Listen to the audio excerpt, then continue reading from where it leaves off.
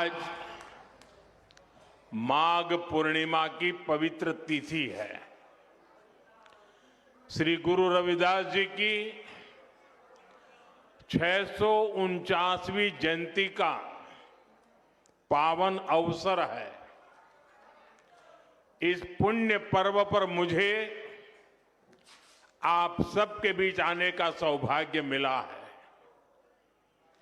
मैं इस पवित्र मंच से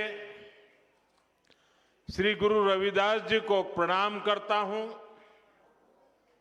मैं आप सभी को और सभी देशवासियों को संत रविदास जयंती और माघ पूर्णिमा की शुभकामनाएं देता हूं।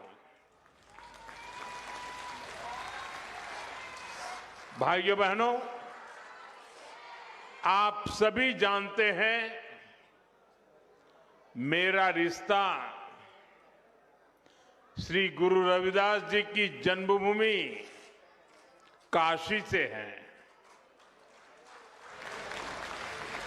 काशी के लोगों ने मुझे आशीर्वाद दिए और सांसद के रूप में काशी की सेवा करने का भी सौभाग्य मिला। काशी का सिर गोवर्धनपुर करोड़ों अनुयायियों के लिए तीर्थ भूमि है। काशी के वो घाट जहां संत रविदास जी की शिक्षाएं प्रकट हुई थी, वहां मां गंगा की वो धारा है जिसको साक्षी करके गुरु रविदास जी ने कहा था, मन चंगा तो कठौती में गंगा। हम सभी इनसे बहुत प्रेरणा पाते हैं। संत रविदास जी ने हमें सेवा का जो मार्ग दिखाया है, उस प्रेरणा को इससे और ऊर्जा मिली है।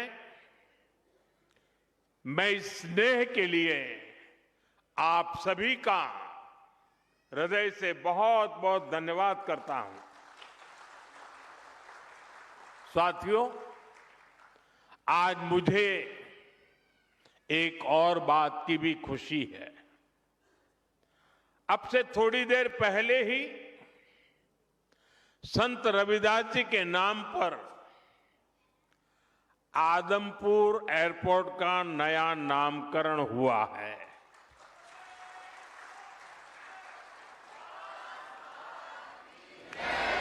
आदमपुर एयरपोर्ट को अब श्री गुरु रविदास जी महाराज जी एयरपोर्ट के नाम से जाना जाएगा।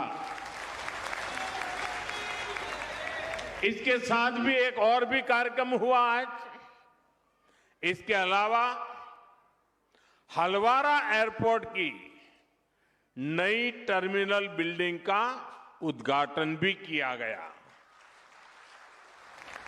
मैं साथियों, श्री गुरु रविदास जी ने समाज में बराबरी और समान अवसर की बात की थी।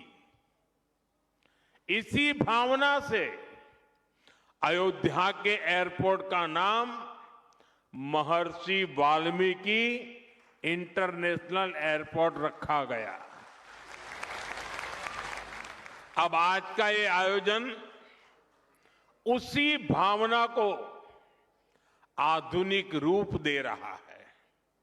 साथियों, श्री गुरु रविदास जी के जन्म को 600 साल से ज्यादा हो चुके हैं, यानी 6 सदियां बीत गई।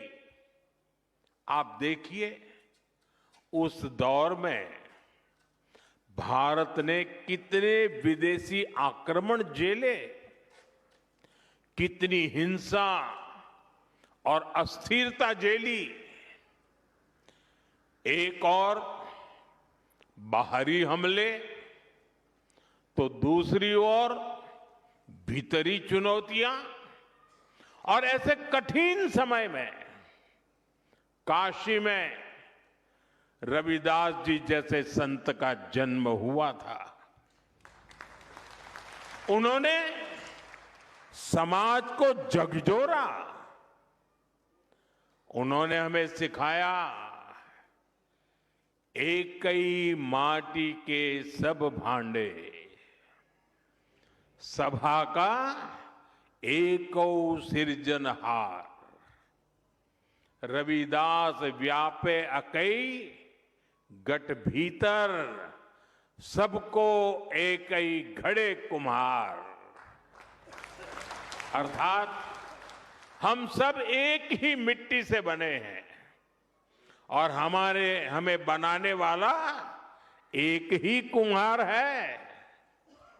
साथियों, श्री गुरु रविदास जी की ऐसी शिक्षाओं से समाज में एक नई चेतना जगी। भारत के समाज ने अपनी कमजोरियों को पहचानना भी शुरू किया और उन्हें दूर भी किया। यहां पंजाब में भी लाखों लोगों ने संत रविदास के दिखाए मार्ग पर चलकर उनके आदर्शों और उपदेशों को आत्मसात किया। साथियों, श्री गुरु रविदास जी ने भारत के लिए भविष्य की एक संकल्पना भी पेश की थी। उनकी उस संकल्पना का नाम था बेगमपुरा। उन्होंने कहा था, बेगमपुरा शहर की नाऊ, दुख अंदो नाही तिही ठाऊ, ना तस्वीस खिराजू, न मालू खौफू न खाता न तरसू जवालू। वैसे तो संत रविदास जी के इस शब्द के गहरे आध्यात्मिक अर्थ है, लेकिन इसमें एक शहर की या एक समाज की रूपरेखा भी है। एक ऐसी व्यवस्था जहां कोई दुखी ना हो, कोई वंचित ना हो। मुझे संतोष है कि आजादी के इतने दशक बाद देश अब मिशन मोड में पूज्य रविदास जी की संकल्पना को साकार करने के लिए काम कर रहा है। इसी मिशन का नाम है विकसित भारत का लक्ष्य। विकसित भारत यानी ऐसा भारत जहां कोई गरीबी में रहने को मजबूर ना हो, एक ऐसा भारत जहां सबके लिए सम्मान हो, सबके लिए संभावनाएं हो। और मुझे विश्वास है, संत रविदास के आशीर्वाद से हम विकसित भारत के लक्ष्य को जरूर पाकर रहेंगे। एक समय था जब भारतीय प्रोडक्ट्स अपनी क्वालिटी की वजह से जाने जाते थे, लेकिन गुलामी के लंबे कालखंड में इस पहचान को मिटाने का प्रयास हुआ। हमें भारत की उसी पहचान को फिर से स्थापित करना है।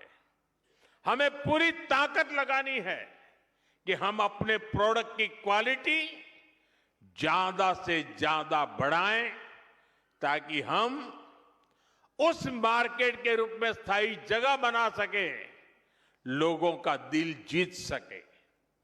क्वालिटी ही भारत में बने प्रोडक्ट की सबसे बड़ी ब्रांडिंग होगी।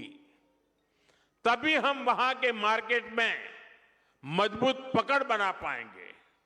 साथियों, श्री गुरु रविदास जी ने हमें उपदेश किया है, श्रम कऊ ईसर जानी कई, जऊ पूजही दिन रैन।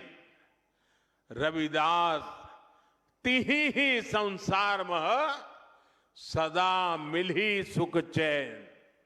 अर्थात जो श्रम को ईश्वर मानकर उसकी पूजा करता है वो हमेशा सुखी रहता है।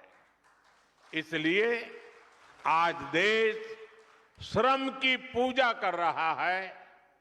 आज खेतों में पसीना बहाने वाले किसान के लिए किसान सम्मान निधि मिल रही है।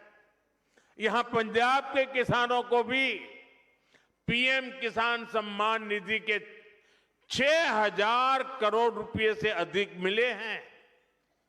आज श्रमिक वर्ग को नए कानून बनाकर उसके अधिकार दिलाए जा रहे हैं।